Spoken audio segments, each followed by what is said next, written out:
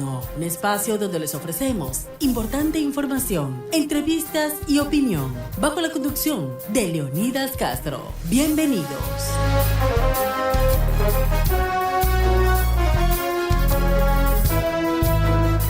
Buenas noches, bienvenidos. Esto es Diálogo Nocturno. En esta semana, justamente este día lunes, empezando esta semana corta, tenemos ya justamente la Navidad prácticamente a la vuelta de la esquina, la Nochebuena, y pues han habido algunas novedades en este día, una jornada informativa bastante movida. Pues hoy se dictó sentencia en contra de los militares involucrados en la desaparición y la muerte de los menores de edad en el caso Las Malvinas. Finalmente fueron sentenciados 11 de ellos a 34 años y 8 meses, mientras que luego un grupo de 5 pues a 30 meses de prisión, que fueron los que justamente han apoyado, mejor dicho, la tesis de la Fiscalía, pues que querían la cooperación eficaz. Finalmente pues se pudo hacer, ellos han sido sentenciados a 30 meses de prisión. El gobierno pues ha reaccionado también. La ministra de Gobierno, Natalie Morillo, señalaba justamente en un mensaje que emitía esta tarde a propósito del tema, pues que expresaba su solidaridad, justamente decía, con las familias de Ismael y Josué Arroyo, Steven Gerald Medina y Nemías Arboleda. La sentencia pues declara culpables a estos 16 militares por su desaparición forzada y que es un paso definitivo para la verdad y la justicia. Fue la reacción del gobierno a través de la ministra Natalie Morillo Solórzano. Entre otras novedades, pues también el presidente Daniel Noboa cumplió actividades acá en Guayaquil, estuvo entregando lo que es esta pista atlética aquí, esta pista que está aquí en el centro de la ciudad, la pista Emilio Estrada y Casa, justamente pues que contó con la participación de la paratleta olímpica Kiara Rodríguez, ¿no? Toda una leyenda. La paratleta pues que antes señalaba que entrenaban en una pista de tierra, hoy tiene todas las facilidades para practicar aquí. El presidente entregó pues esta obra acá en el puerto principal en este día. Pues y entre otros temas pues vamos a revisar también lo que tiene que ver con la campaña de vacunación. Este fin de semana hubo el segundo vacunatón también contra la influenza y otras temas médicos que necesita cubrir el gobierno con esta campaña, y por supuesto vamos a hablarlo de esta famosa super gripe. Estamos con el doctor John Cuenca Vega, quien quiero agradecerle al doctor. ¿Cómo está? Buenas noches, doctor Cuenca, bienvenido al Diálogo Nocturno aquí en Inno 29. ¿Cómo le va, doctor? Buenas noches. Buenas noches, gracias por la invitación. Doctor, ya se registró en Ecuador el primer caso de esta supergripe. Sabemos que está en Perú, está también en Chile, está en México, para hablar de América Latina, y está en Europa. ¿Cuánto hay que preocuparse? Porque hay muchas personas que pueden entrar en un poco de pánico al decir, hay otra pandemia, pero no es ese el caso, entendemos, doctor Cuenca. Cuéntenos un poco para que la ciudadanía también tenga claro qué significa esta supergripe, por qué ese nombre y cuán riesgosa es. Bueno, este brote de influenza, que tipificándola es la influenza por virus H3N2, que es un clado, o sea, una mutación que van cambiando en su evolución natural de los virus, que es el clado K. Supergripe porque presenta síntomas muy intensos.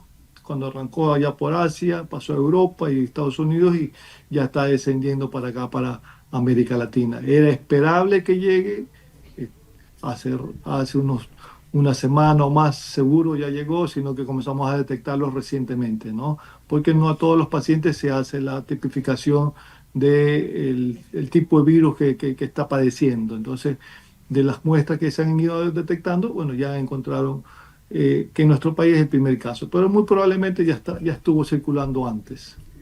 Doctor, ¿y cuáles son las características para quienes nos están viendo a través de nuestro canal de Inno 29 y quienes nos están escuchando en el 98.9 FM?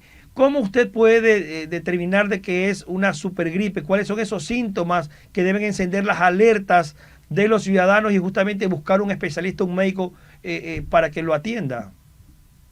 Las características clínicas es mucho dolor de cabeza, moco, dolor de garganta intenso, malestar general, mucho dolor muscular y articular. Esas son las características clínicas, pero la documentación para decir que estamos frente a un paciente con influenza H3N2 lo hace, son pruebas especiales que en nuestro país lo hace únicamente el INSPI. Clínicamente, si yo lo veo a un paciente, no le puedo decir, usted tiene influenza. Tengo que hacerle los estudios que se hace, es el hisopado nasofaringeo, para poder determinar, estamos frente a un paciente con influenza, paciente con COVID, o un paciente con otro tipo de virus respiratorios, virus sincitial, adenovirus u otro tipo que que pueden existir circulando. Doctor Cuenca, pero esta situación de esta gripe, la supergripe llamada, no es un caso como para alarmarse en el sentido de lo que pasó con el COVID, porque el nombre de la supergripe, la gente lo pone en alerta, bueno, ese nombre le pusieron, no sabemos por qué, pero sí, obviamente, un poco no es para alarmarse pensar de que es un COVID-2 y que vamos a tener una pandemia y que van a estar enfermos toda la gente, que van a abarrotar los centros médicos, los hospitales, cuando fue realmente la pandemia allá en el año 2020. Afortunadamente, en nuestro país estamos en Latinoamérica y sabemos que comenzó por Asia y entonces la gente está haciendo prevención, está vacunándose, los pacientes con de riesgo, que eso va a mitigar, tener menos incidencia de pacientes con influenza. La vacunación es la prevención más efectiva, que va a permitir, si se enferma con pocos síntomas, no va a permitir hospitalizarse ni va a ir a cuidados intensivos y mucho más aún que la mortalidad vaya a incrementarse.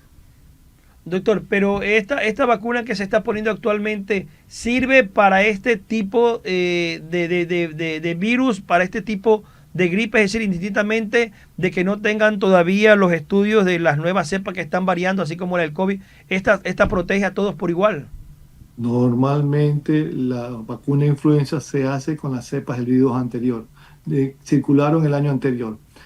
Eh, las vacunas que se pone es tri o tetravalente. La que está poniendo el Ministerio de Salud es trivalente, que tiene dos cepas de influenza, influenza A, H1N1 y H3N2, y una cepa de influenza B. Pero no es la misma, como lo dije hace un rato, van mutando los virus, pero en este caso es una pequeña variante de la influenza H3N2 que circuló el año pasado. Entonces, va a haber una inmunidad cruzada entre el virus del año pasado con el actual. Entonces, va a ayudar a cubrir, a permitir que la sintomatología, si es que te da menos, y que no haya incidencia de ingresos hospitalarios ni en cuidados intensivos. Va a cubrir, va a ayudarlo a cubrir. Doctor, y en cuanto al tema de los consultorios, en caso de ustedes como consultas también que atienden en el sector privado, ¿cómo están? ¿Han aumentado los casos en estos últimos días? Entendemos que hay reuniones en diciembre y que la ciudadanía justamente comparten, pero ¿cuál es más o menos ustedes el diagnóstico que tienen como médicos de consultas privadas, lo que han visto en los últimos A días? ver, hace 2, 3, 3 semanas habían incrementado. En la última semana ya vienen disminuyendo los pacientes con cuadros respiratorios. Eso nos permite decir que la ciudadanía ha tomado conciencia en el tema de vacunación, ha tomado conciencia en lo que es prevención y hace que disminuya la incidencia de procesos respiratorios. Lo estoy palpando yo en la consulta privada. Doctor, el tema de la vacunación, entendemos que el gobierno tiene una campaña en estos momentos. Justamente este domingo se realizó el segundo vacunatón. Me parece que son más de 300.000 personas vacunadas, la semana anterior también. Y eso va a ayudar mucho si la ciudadanía se difunde este mensaje, que hay que vacunarse, porque hay quienes creen que las vacunas hacen daño. Todavía existe el mito para muchos que dicen de que las vacunas del COVID le dejaron secuelas, que mucha gente se ha muerto porque esas vacunas no tenían justamente los estudios de años que se necesitan. Doctor, ¿qué le decimos a quienes no creen en las vacunas, a quienes piensan de que esto más bien le puede perjudicar a la salud y no quieren vacunarse? Bueno, se está viendo muchos aumento de pacientes con procesos respiratorios, aumento con varicela, aumento con papera, aumento inclusive pacientes con cuadros gastrointestinales que eran prevenidos por la vacunación. Entonces, a nivel mundial bajó la incidencia de los pacientes, de las personas que se vacunaban, más del 50%. Este brote así de alto puede ser la consecuencia de que la gente dejó de vacunarse y que la variación viral puede ser que está repercutiendo en la sintomatología elevada que ha tenido inicialmente por el brote que comenzó por Europa. Lo bueno que estoy viendo en nuestro país, sobre todo nuestros pacientes, las personas de riesgo, están vacunándose. Han acudido al vacunatón del Ministerio de Salud Pública y eso es bueno que se vuelva a confiar en las vacunas y se va a traducir en la menor incidencia de enfermedades, sobre todo en este caso que están vacunando para influenza, para COVID, para hepatitis B, para tétano, para sarampión creo que también están vacunando. Entonces debería de aprovecharse para comenzar a actualizar su carnet de vacunación con la puesta de las vacunas. Doctor, muchas de estas vacunas han tenido muchos años de estudio, es decir, son vacunas que ya han sido verificadas, certificadas, y por ahí de pronto debería haber menos temor de la ciudadanía justamente a vacunarse. No sé, tal vez con las vacunas del COVID, que son nuevas, obviamente tienen 4 o 5 años de estudio, pero en el caso de las vacunas que ya existen desde hace mucho tiempo, son vacunas que han sido probadas y de hecho han servido para que en el cuerpo, por ejemplo, se disminuya la polio, todo este tipo de enfermedades que antes realmente tenían gran incidencia en el país en la parte de la salud. Exactamente, son vacunas probadas. La influenza viene muchísimos años, poniéndose año a año, y bueno, esto es una respuesta de la ciudadanía a un problema de salud pública, que felicito a la ciudadanía por acoger este pedido del Ministerio de Salud Pública a vacunarse. Doctor, y el tema de los riesgos. ¿Quiénes son los más propensos con esta super gripe, de esta influenza que está viniendo? Obviamente, recién tenemos un caso en la provincia de la Suay. Hay que vacunarse, no hay que alarmarse. Pero, por ejemplo, los menores de edad, los tercera edad o los jóvenes, ¿a quiénes ataca esta super gripe? O sea, la supergripe le puede atacar a cualquiera. Los de mayor riesgo, que tienen peligro de que haga una neumonía viral o que baje mucho la defensa y se sobreagregue un proceso bacteriano y haga una neumonía bacteriana, son los de menores de un año, de 6 meses a un año, pacientes más de 65 años de edad, pacientes con enfermedades crónicas como diabetes, cirrosis, inmunosuprimidos, pacientes que usan corticoides, pacientes con portadores del virus de VIH. Todo ese pool de pacientes son pacientes de riesgo a que hagan cuadros severos por una, entre comillas, simple gripe. Doctor, Entonces, ellos son los mayores indicados a vacunarse. Doctor, Pero también se agrega ahí el grupo de trabajadores de la salud también. Doctor, el fin de semana justamente se anunciaba este primer caso. ¿Cuáles son las medidas, por ejemplo, que deben hacer? La persona tiene que estar aislada en su domicilio, en su casa, hacer el cerco epidemiológico. ¿En qué consiste este famoso cerco epidemiológico que suelen hacer las autoridades? Para que la gente también entienda un poco que si ven una persona que tiene que estar aislada o con mascarilla, o sea, es parte del proceso como parecido a lo que pasó con el COVID. Y bueno, las medidas son higiénicas, respiratorias, el lavado de manos, si va a estornudar la persona que lo está padeciendo y no tiene un pañuelo, sino cubrirse con el codo, uso mascarilla, el distanciamiento de los 2 metros entre persona y persona, y si yo soy portador o tengo un proceso respiratorio, en lo posible acudir a un centro de salud para que reciba tratamiento y el uso de mascarilla. Ser consciente que puedo contagiar a otras personas y que no debo de mantener la cadena de transmisión, entonces cortarla, evitar el contacto con otras personas.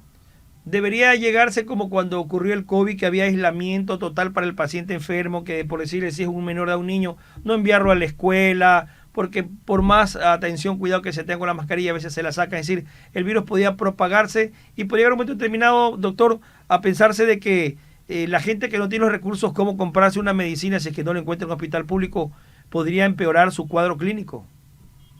No vamos a llegar al confinamiento como en el COVID, pero las medidas preventivas tradicionales, como vuelvo y repito, el lavado de manos, el uso de mascarilla, el distanciamiento y inicialmente, en el momento del cuadro de los 3, 5 primeros días, mantener el distanciamiento, que eso va a ser suficiente. No considero que es un proceso viral severo como el del COVID, ni que vamos a llegar al aislamiento de la población. Doctor, y para las personas obviamente que se están enfermando, que se vayan a enfermar, lo primero es consultar a un médico y el médico le dirá los parámetros que seguir, qué medicina tomar. Es decir, la automedicación hay que tener muchísimo cuidado y totalmente arriesgarse. Ah, no es que me tomo una pastilla para el dolor de cabeza, me tomo una pastilla esta que me mandó el boticario y ya. ¿Cuál es la Exacto, exacto. recomendación, doctor, ahí? A ver, todos los procesos virales o bacterianos respiratorios pueden comenzar igual, con dolor de cabeza, fiebre, un poco de moco, malestar general. Inicialmente, en las primeras 24 48 horas, no hay forma de diferenciarlo, así que no hacemos una prueba de hisopado nasal. Posteriormente ya van tomando su orientación clínica cada uno, procesos virales, tratamiento de mantenimiento. Influenza, afortunadamente hay medicamentos antivirales para tratarlo. Otro tipo de virus es mantenimiento y evitar que se compliquen. Pero si es un proceso bacteriano y lo confundimos con un proceso viral y solo tomamos para bajar la temperatura o limpiar un poco los mocos, se puede complicar con una neumonía severa. Y cuando queremos tratarlo, va a ser más difícil manejarlo ambulatoriamente y requiere hospitalización o requiere ir a cuidados intensivos.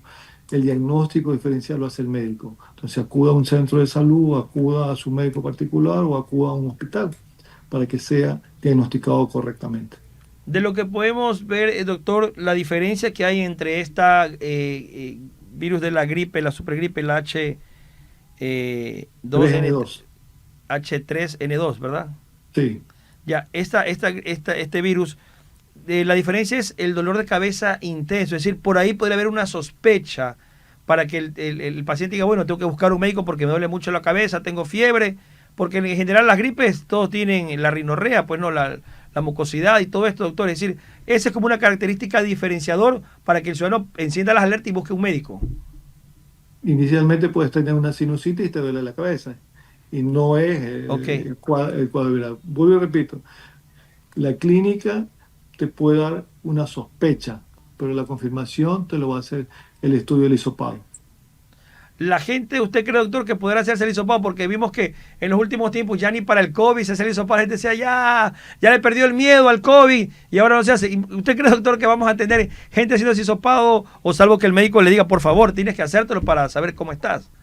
Sobre todo yo creo que hay que hacer hincapié y hisopado en los pacientes de riesgo, Ok. mayores de 65 años de edad, pacientes que tengan enfermedades crónicas o los menores de un año.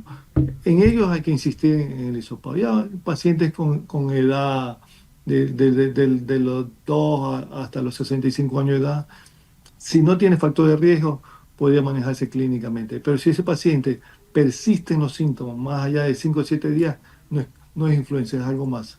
O es una complicación o otro tipo de proceso viral. ¿Esta supergripe, doctor, tiene un tiempo de incubación, de desarrollo o cuántos días más o menos dura este proceso?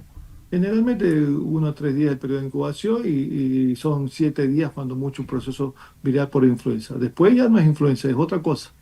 Ok, doctor. En todo caso, la recomendación es que la ciudadanía justamente se vacune porque entendemos de que está la campaña, es decir, tenemos la solución a la mano y si no nos Y vacunamos, pues gratis. vamos a tener la parte de complicación y es gratis, como dice usted, doctor.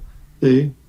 Así que la ciudadanía, que los que no se han vacunado, acudan a vacunarse para que no tengamos problemas posteriores de salud por influenza. Y saber que todos los años hay que vacunarse para influenza. También hay la vacuna para neumococo, que bueno, eso hay que hacerlo cada 5 o 7 años, pero bueno, ese es el grupo de riesgo que hay que pensar y que se debe vacunar.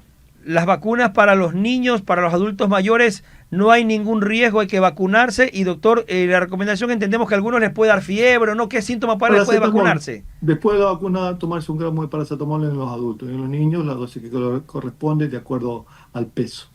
Ya, es decir, ahí está la solución, doctor, y esperemos obviamente que no haya en estos casos. Pero en todo caso, usted nos señalaba que también es importante no tener el cuidado en esta época, fin de año, que hay reuniones, pues, si hay alguien enfermo, usar mascarillas o de pronto, no sé, obviarse e Usar ir a la mascarilla o reunión. evitar ir a la reunión. Una de las dos cosas. Sería lo Sí, más lógico, doctor, evitar reuniones porque así es. para no propagar. Pero de lo que conocemos, el caso estaba en Azuay, al menos acá en Guayas no hemos conocido, el resto del país no se conoce el caso, doctor. Esperemos que no tengamos un brote importantísimo de influenza. He visto una buena respuesta de la ciudadanía a vacunarse y bueno, no creo que vayamos a tener muchos pacientes con influenza H3N2. Doctor, muchísimas gracias y por supuesto la recomendación para vacunarse, que es lo principal en este momento. Así es, acudir a vacunarse, la ciudadanía, sobre todo los pacientes con factores de riesgo. Ok, doctor, muchísimas gracias y que tenga una buena noche.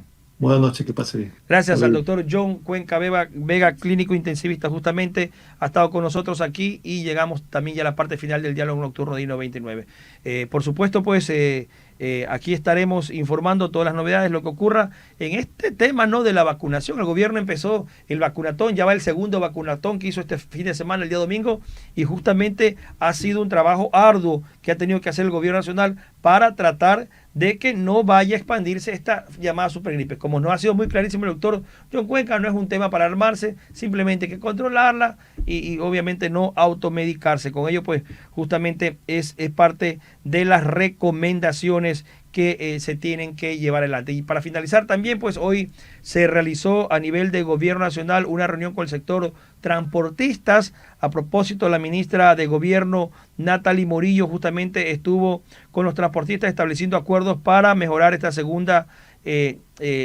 para mejorar el tema de la seguridad en las vías del país. Pues entre los compromisos acordados están implementar los checkpoints permanentes 24/7 en los puntos priorizados, entre ellos la salida de la vía Quito-Machachi, los peajes estratégicos como Congoma, Los Ángeles, el paso lateral Quevedo y el peaje norte de Guayaquil, así también como la ejecución de operativos articulados con Fuerzas Armadas, unidades de tránsito y respuesta constante, gestión de dotación logística proyectada al primer semestre del 2026, que incluye motocicletas, por supuesto furgones de tecnología, reconocimiento facial y placas en los diferentes operativos, identificación e incorporación progresiva de nuevos puntos de control conforme análisis de riesgo y rutas críticas, playas y descanso concebidas para los espacios para los transportistas, pues en las fronteras con Colombia y Perú, seguimiento a la resolución de la Comunidad Andina sobre restricciones de multa y estándares de combustible. Se instalará una mesa de seguridad en Manta durante la primera semana de enero de 2026. Parte de los puntos acordados entre el gobierno nacional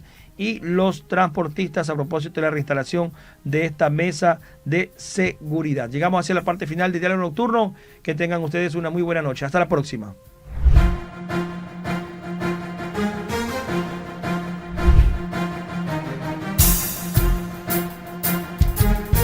I-99 presentó Diálogo Nocturno. Hasta la próxima.